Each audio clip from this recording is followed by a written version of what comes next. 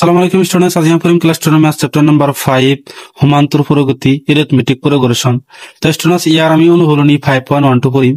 5.1 এর কি 2 নম্বরটা আমি সমাধান করেছিল, আজি আমি 3 নম্বরটো সমাধান করিম। তো 3 নম্বর কোশ্চেনত কি কইছে চাবা, তলত দিয়া সমান্তর প্রগতি সমূহৰ প্ৰথম পথ আৰু সাধাৰণ অন্তৰ নিৰ্ণয় কৰা। তো ইয়াৰ পৰা কি প্ৰথম পথ আৰু সাধাৰণ অন্তৰ মানে উলিয়াব গৈছে। প্ৰথম পথ আমি কিমান জানো a1 আৰু সাধাৰণ অন্তৰ আমি কি জানো d, মানে কমন ডিফারেন্স এই দুটা কি উলিয়াব লাগে। তো সাব স্টুডেন্টস তোমালোকক আমি উলিয়াই দিম। তো স্টুডেন্টস আমার 3 নম্বর কোশ্চেনত কি কইছে যে ইয়াৰ পৰা আমাক কি প্রথম পদ আর সাধারণ অন্তর ওলাব কইছে। প্রথম পদ আমি a1 জানো আর সাধারণ অন্তর আমি কি জানো d। তো সাব স্টুডেন্টস আমি কি a1 মানে আমি কিমান জানো 3, a2 আমি কিমান জানো 1, a3 ইজ ইকুয়াল টু কিমান জানো আমি -1 আর a4 ইজ ইকুয়াল টু কিমান জানো আমি -3। আৰু আছে হেবল লিখাৰ কি প্ৰয়োজন নাই, তেনেহলে আমি ইয়ালৈকে লিখিম। তো চাবা স্টুডেন্টস প্রথম পদ আমি কিমান জানো a1। তো প্রথম পদ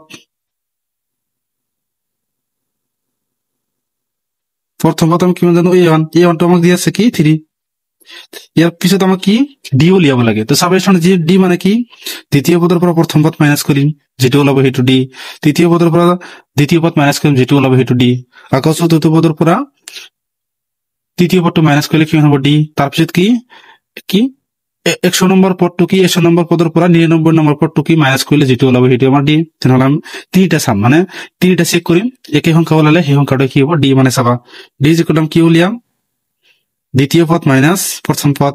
তৃতীয় পদ মানে আমি কিমান জানো কিমান দি আছে 1 মাইনাস প্রথম পদ কিমান দি আছে 3। তো -3 লগত 1 প্লাস কৰিলে কিমান হ'ব -2। তাৰপিছত কি এতিয়া আমি কি দ্বিতীয় পদৰ পৰা প্ৰথম পদ মাইনাস কৰি যেতিয়া এতিয়া আমি তৃতীয় পদৰ পৰা দ্বিতীয় পদ মাইনাস কৰিম। তৃতীয় পদ মানে আমাক কিমান দি আছে -1 মাইনাস এইটো কিমান দি আছে আমাক মাইনাস এইটো আমাক দি আছে কিমান 1, মাইনাস আৰু মাইনাস যোগ কৰিলে কিমান হ'ব -1 আৰু 1 যোগ কৰিলে কিমান হ'ব 2। দুটা চেক কৰিছো আৰু এটা চেক কৰিম কিমান চতুৰ্থ পদৰ পৰা তৃতীয় পদ কিমান হ'ব মাইনাস। চতুৰ্থ পদ মানে কি -3 মাইনাস তৃতীয় পদ আমি কিমান জানো -1 চাবা -3 মাইনাস আৰু মাইনাস পূৰণ কৰিলে কিমান হ'ব +1। তো -3 লগত 1 প্লাস কৰিলে কিমান হ'ব -2। তেনেহলে আমি কি পাইছো সকলোবোৰৰ মাজৰ পাৰ্থক্য কিমান আছে -2। তেনেহলে লিখিম যেতিকে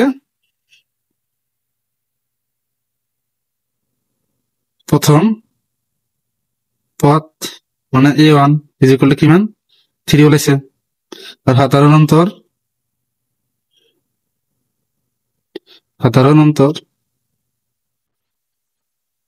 d ইজ ইকুয়াল টু কিমান ওলাইছে -2। এটা আমার উত্তর হবো। তো সেটা আমি কি সাধারণ অন্তর বারবার নিয়ে লিখো, ডাইরেক্ট আমি ডি লিখিম, মানে কি সাধারণ অন্তর। আর প্রথম পদ আমি বারবার নিয়ে লিখো, ডাইরেক্ট a1 লিখিম, এটা আমি কি জানো প্রথম পদ। এতে আমি 2 নম্বরটা তোমালোকক সমাধান করে দিম।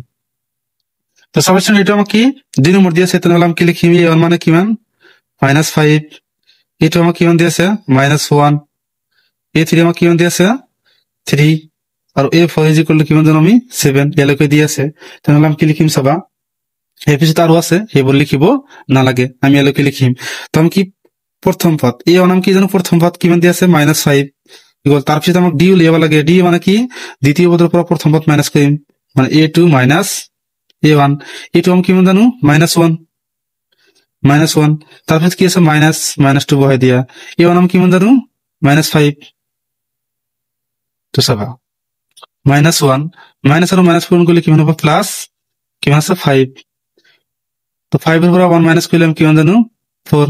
তাৰপিছত আমি আৰু দুটা চাম, মানে a3 এৰ পৰা আমি কি কৰিম a2 মাইনাস, মানে তৃতীয় পদৰ পৰা দ্বিতীয় পদ মাইনাস।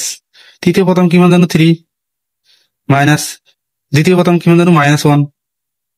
চাবা 3 মাইনাস আৰু মাইনাস পূৰণ কৰিলে কিমান হ'ব প্লাস কিমান আছে 1। 3 আৰু 1 যোগ কৰিলে কিমান হ'ব 4, কিমান হল 4। তাৰপিছত আমি কি কৰিম আৰু এটা চাম d ইজ ইকুয়াল টু কি চতুৰ্থ পদৰ পৰা তৃতীয় পদ কি মাইনাস। চতুৰ্থ পদ আমাক কিমান দি আছে 7 মাইনাস তৃতীয় পদ আমি কিমান জানো 3। তো 7 এর পৰা 3 মাইনাস কৰিলে আমি কিমান জানো 4। তাহলে আমি কি লিখিম যেতিকে a1 ইজ ইকুয়াল টু কিমান ওলাইছে আমার -5 আর d ইজ ইকুয়াল টু কিমান ওলাইছে আমার 4। এটা আমার উত্তর হবে 2 নম্বরের। এতিয়া আমি 3 নম্বরটো লিখিম। তো 3 নম্বর এটু কি দিয়ে আছে আমাক, তাহলে আমি কি লিখিম যে a1 মানে কিমান 1/3, a2 আমাক কিমান দিয়ে আছে 5/3, a3 ইজ ইকুয়াল টু কিমান দিয়ে আছে 9/3, আর a4 ইজ ইকুয়াল টু কিমান দিয়ে আছে 13 ডিভাইড বাই 3 মানে আৰু আছে সেইবোৰ লিখিব নালাগে তেনেহ'লে আমি কি a1 মানে প্ৰথম পদ আমি কিমান জানো 1 ডিভাইড বাই 3 আমাক কি তাৰপিছত কি a2 ওলাব লাগে a2 ওলাইছে এতিয়া আমি d উলিয়াম মানে কি দ্বিতীয় পদৰ পৰা প্ৰথম পদ মাইনাস মানে a2 মাইনাস a1 a2 মানে কিমান জানো আমি 5 ডিভাইড বাই 3 মাইনাস আমি প্ৰথম পদ কিমান জানো 1 ডিভাইড বাই 3 তো সাবস্টিটিউশন হয় বিলাক যদি একে থাকে লব দুটা মাইনাস করে দিম বা প্লাস থাকলে প্লাস করে দিম মানে কি লিখিম 3 5 এর পর 1 মাইনাস করলে কি হবে 4 এটা 4 ডিভাইড বাই 3 এটা হল কি d তো আর এটা সাম d এটা কি লিখিম তৃতীয় পদের পর দ্বিতীয় পদ মাইনাস তৃতীয় পদ মানে কি 9 ডিভাইড বাই 3 মাইনাস তৃতীয় পদ কি হবে 5 ডিভাইড বাই 3 হর বিলাক যদি একে থাকে লব দুটা প্লাস থাকলে প্লাস মাইনাস থাকলে মাইনাস মানে 3 কি হবে হর মানে 3 আর 9 এর পর 5 মাইনাস করলে কি হবে 4 তারপর তো আর এটা সাম তৃতীয় চতুর্থ পদের পর তৃতীয় পদ কি হবে মাইনাস চতুর্থ পদ মানে কি 13 ডিভাইড বাই 3 মাইনাস তৃতীয় পদ মানে কি 9 ডিভাইড বাই 3 তো হর দুটা কি সেম আছে 3 লিখি দিয়া 13 এর পর 9 মাইনাস করলে কি হবে 4 তাহলে লিখিবা যে এতে কি প্রথম পদ মানে কি পাইছি আমি 1 ডিভাইড বাই 3 আর d ইজ ইকুয়াল টু কি হবে 4 ডিভাইড বাই 3 এটা হতে নালে উত্তর এটা আমি 4 নম্বর 2 সমাধান করে দিম তো এটা যেটা কি 3 ও 4 নম্বর দিয়া আছে তাহলে প্রথম পদ আমি কিমান জানো a1 মানে কি 0.6 দ্বিতীয় পদ আমি কিমান জানো 1.7 তৃতীয় পদ আমি কিমান জানো 2.8 আর চতুর্থ পদ আমি কিমান জানো 3.9 এটা আমি জানো তো এরপর আমি কি প্রথম পদ আর d উলিয়াব লাগে প্রথম পদ আমি কি জানো a1 ইজ ইকুয়াল টু 0.6 এটা প্রথম পদ উলাই গেছে তারপর আমি d উলাব লাগে d মানে কি যে দ্বিতীয় পদের পর প্রথম পদ মাইনাস তৃতীয় পদ আমি কিমান জানো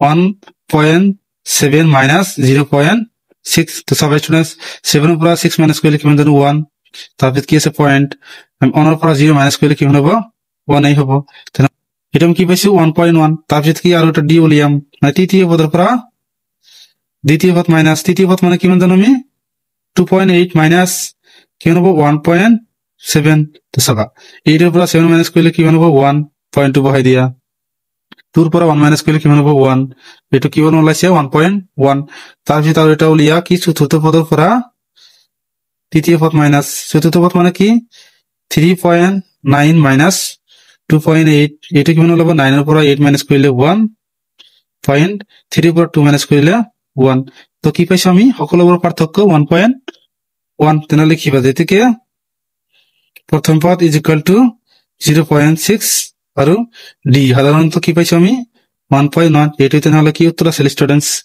থ্যাংক ইউ স্টুডেন্টস